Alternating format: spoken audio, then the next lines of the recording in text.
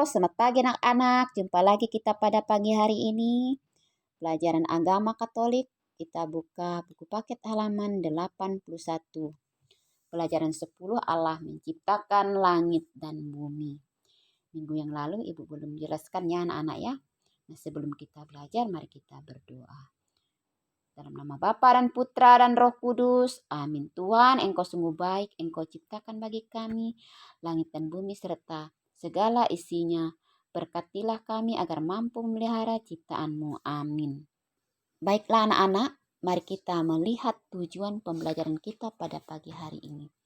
Yang pertama, siswa dapat menceritakan kembali kisah penciptaan langit dan bumi. Yang kedua, siswa dapat menyebutkan manfaat ciptaan Tuhan bagi kehidupan manusia. Yang ketiga, siswa dapat menyebutkan cara-cara melestarikan alam ciptaan Tuhan. Itulah tujuan pembelajaran kita pada pagi hari ini.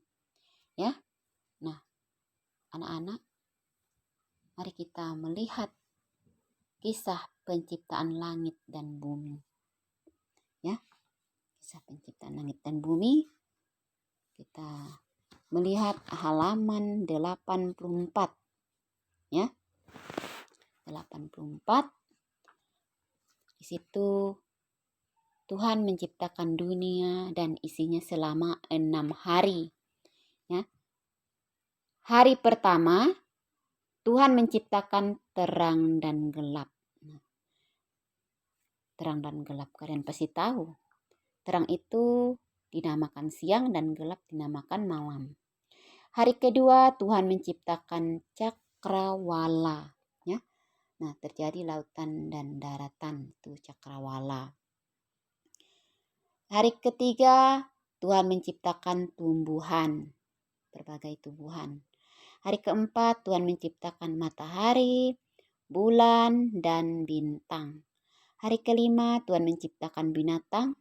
Hari keenam Tuhan menciptakan manusia. Hari ketujuh Tuhan beristirahat. Manusia diberi tugas untuk memelihara, melestarikan semua ciptaan Tuhan. Ya. Nah, kita diharapkan bisa melestarikan, menjaga ya ciptaan Tuhan. Serta kita juga bisa memanfaatkan ciptaan Tuhan. Misalnya kita diberikan berbagai macam tumbuhan atau berbagai macam binatang, hewan. Nah, itu yang diharapkan. Seperti tumbuhan misalnya, sayur-sayuran itu untuk kita makan, untuk kita sayur. Misalnya tumbuhan bayam, apa saja. Seperti ikan yang telah diciptakan Tuhan. Itu juga sebagai lauk kita. Dan lain sebagainya. Tentu saja Tuhan mengharapkan kita agar kita bisa menjaga, melestarikan ciptaan Tuhan. Nah, jadi segala yang Tuhan berikan kepada kita, agar kita bisa memanfaatkannya, bisa menggunakannya dengan baik.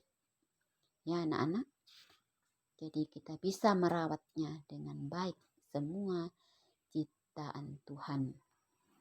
Ya, nah anak-anak yang dikasih Tuhan, betapa senangnya kita berada di alam yang indah ini.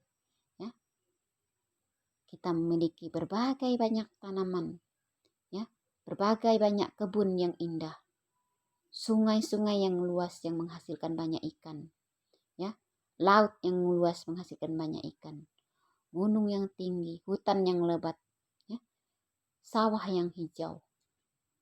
Nah, hati kita pasti kagum dengan karya Allah, karya Tuhan ini. Nah, sebaiknya kita melihat alam yang diberikan Allah kepada kita, kita pelihara dan kita lestarikan. Bahkan tidak boleh kita rusak. Ya, seperti kebun yang tidak dirawat, harus kita rawat dengan baik. Nah, tidak boleh menebang pohon sembarangan. Sungai yang airnya penuh sampah, perlu kita bersihkan. Nah, jadi lautan yang penuh juga sampah plastik dan gunung yang pundul perlu kita bersihkan. Sebenarnya kita tidak boleh membuang sampah sembarangan di sungai. Nah, kalau kita membuang sampah sembarangan di sungai akan mengakibatkan banjir, ya. Nah, kita tercemar oleh udara yang kotor. Nah, maka terjadilah saat ini alam yang tidak bersahabat dengan kita, sehingga menimbulkan banyak penyakit karena kerusakan alam disebabkan oleh manusia yang tidak bertanggung jawab. Nah, jadi semua diciptakan Allah untuk kita manusia, jadi sepatutnya kita harus bersyukur dan bisa merawat meliharanya. Anak-anak, itulah yang bisa Ibu jelaskan. Semoga kalian mengerti dan memahami. Ibu cukup sampai di sini dulu perjumpaan kita. Mari kita tutup dengan doa dalam nama Bapa dan Putra dan Roh Kudus. Amin. Tuhan Yesus, terima kasih atas berkat-Mu pada pagi hari ini. Berkatilah kami agar mampu memelihara dan merawat ciptaan Tuhan. Amin. Dalam nama Bapa dan Putra dan Roh Kudus. Amin. Sampai jumpa anak-anak. Tuhan Yesus memberkati.